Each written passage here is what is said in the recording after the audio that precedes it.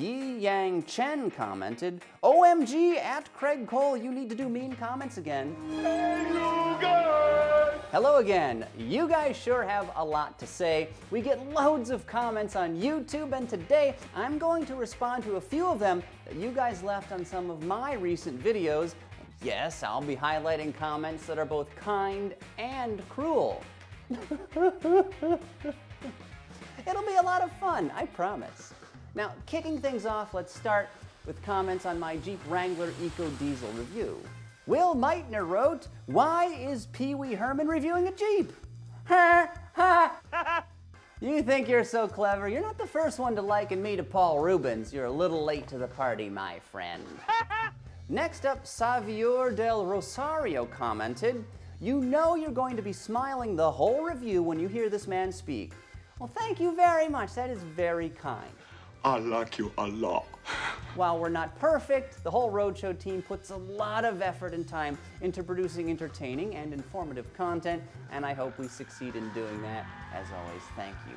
Next up, we've got Sergey G, who said, how dare you taking that review from Emmy Hall? Well, I'm sorry, you're 100% right. She's our resident off-road expert and typically covers products like the Jeep Wrangler. Now, in my defense, I don't actually schedule the vehicles that I review. Point of fact, we have a steam-powered supercomputer in a secret underground bunker that handles all of that work. Whoa. Keeping it short and to the point, Al Medina wrote, this dude sucks. Well, apologies if you're not a fan, but I do give you bonus points for being clear and direct with your comment. Caleb Rogers was curious where we shot this Wrangler video. Is this Bundy Hill in Jerome, Michigan? Well, good eye. Indeed, that is where we shot. It's an awesome little off-road park. It's a couple hours outside downtown Detroit, and if you're in the area, make sure you check it out. You'll have a lot of fun there. Next comment comes from Super Mr. Bentley, who wrote, a good car, but it's not worth the money. And you know something? I agree. The Jeep Wrangler is an amazing piece of hardware, but at 61 grand, which is about what my tester cost, I'm not so sure. That Eco Diesel engine is friggin' expensive. All right, on to the next video. Not long ago, I did a little opinion piece on electronic shifters and how some of them are terrible. And this feature generated quite a lot of comments. And right off the bat, Sadman Hukwe, whatever. He wrote, I think he needs to visit a psychiatrist, literally picked the worst electronic shifter as his favorite. And of course, several people responded to his comment in agreement. I kind of knew my choice would generate some controversy, but I really do like it.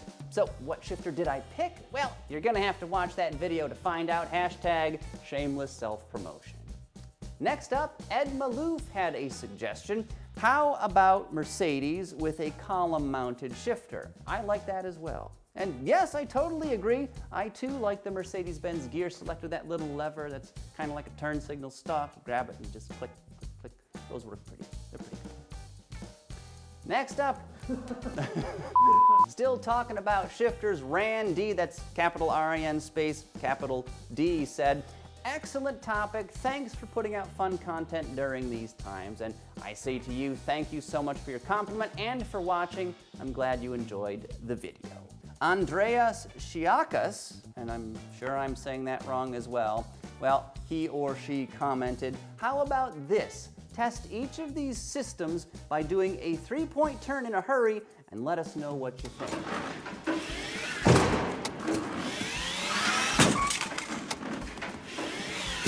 That's not a bad idea. That might really show you which transmission changes gears the quickest, because some of them, like that ZF 9-speed, are pretty slow. And finally, Ted Ungent had me laughing out loud, but some people just love being wrong. Classic Craig Cole, the alliterative master. But that sentence doesn't really, never mind. You made a grammar joke about alliteration, and I love that. That's hilarious. Moving along. So, like the electronic shifters editorial, I also did a little video on why I think it's brilliant that Ford called the new Mach-E SUV a Mustang, and plenty of you had a lot to say about that. Starting things off, Dana Black wrote, this car will be a stain on the Mustang name in 20 years. Sure, it might be good, but it isn't a true Mustang. Obviously, Dana is not a fan of the Mach-E. Carol Bala.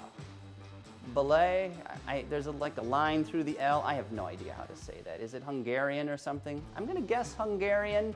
And here's the comment. It may be brilliant, but they should have called it something else. They could have called it the Model T FFS. That's for sake. And have some bullshit campaign saying the original Model T wasn't the first car, but it revolutionized the car world, just like this new Model T is not the first electric car, but it's just as revolutionary. And that's actually not a bad idea. I kind of like it. You could call the Mach-E the Model T Mark II or something, because the idea behind both of those cars is kind of the same. All right, moving along. Suresh Ganavarapu. Ganavarapu, sorry. Suresh Ganavarapu is apparently indifferent to the Mustang name, but this person is not a fan of me. That's 5 minutes of my time wasted that I will not get back. Worst video. Sorry you didn't like it. We'll try harder next time. Of course, there were plenty of people that also agreed with my opinion on the Mach-E, that it is a brilliant idea on Ford's part, and Mario Cabana said, I really cannot wait for this car. And then Mustang 17 GT wrote, I agree 100%. This is exactly what I have been saying. Mach-E has gotten me interested in electric cars again. And with a username like Mustang 17 GT, I assume this dude already owns a Mustang, and if he, as a current customer, likes the Mach-E, maybe more Mustang enthusiasts will too, especially once they get some seat time in one. Next up, Blake Swan had an interesting comment. Honestly, given Ford's recent track record, I'm going to be shocked if they can assemble it correctly the first time. Have a feeling it will be a great powertrain with an interior cost cut to death. Thunderbird would have been such a better name in my opinion given the 4 doors, and you make a couple excellent points, Blake. The Explorer and Aviator launch was kind of a disaster for Ford, and I hope the Mach-E introduction is much smoother. Also, for instance, the new Escape's interior ain't that nice, but I don't think the Mach-E will suffer the same fate. Its cabin actually seems pretty good, at least based on what I've seen in prototype models. Finally, Thunderbird. That's an intriguing non-Mustang name for this vehicle. I hadn't really thought of that, but I could totally see it working. Next up, HLK commented, the best looking car in this video was actually the one parked behind Craig. Love the late 30s styling. Now, he or she, of course, is talking about my old Ford back there, and I think we'll do a video on this thing in the not so distant future, so make sure you stay tuned for that. All right, I'm a big Tesla fan, wrote Abdul Rahman Al-Sulaiti. That is a real name. Whew. Abdul Rahman Al-Sulaiti. Apologies. But I really hope the Mach-E succeeds because we need more companies to move to electric. I still prefer the Model Y over any other SUV, not including the Model X. Huh, a Tesla enthusiast that's not a fanatic. They do exist. Anyway, thank you for watching and commenting, and it will be interesting to see how the Mach-E sells going forward. Recently, we published a video on the best trucks you can buy today, and Jonathan Roy Backus left a comment. Tacoma should have made this list. Sure, it might need a refresh, but hey, at least when you pass it on to your grandkids in 2045, they'll see the amenities we had in 2020, because that's how long it will last. Now, I am not a Tacoma fan. I think it feels crude and it is not comfortable, like at all, but I totally get why people buy them. For reliability and like resale value, it can't be beat. Next up, Mihail G wrote, wasting my time watching this idiot talking. Frowning emoji, wasting my time. You can really feel this guy's anger. Now, to that, Ted Ungent responded, if you watched it, then who is the idiot? And I'm not going to lie, I laughed out loud at that little exchange. Finally, The Awakening had the following to say, IMO, the best truck in the market right now is the 2020 Nissan Titan. It stands out among the segment because only a few of them are on the road. Then this person goes on to talk about reliability, pricing, and some other stuff. Personally, I still think the Detroit 3 full-size pickups are better, but the Titan is still a great rig. Really, it's the nicest truck that nobody buys these days. It's got an amazing V8 engine, the interior is pretty good, and of course, it also comes with the best warranty around, a 5-year, 100,000-mile bumper-to-bumper guarantee, and that is unheard of. All right, let's wrap things up here. Thank you for watching our videos. As for your comments, whether they're kind, insightful, or even malicious, I actually enjoy reading them all, so do keep them coming.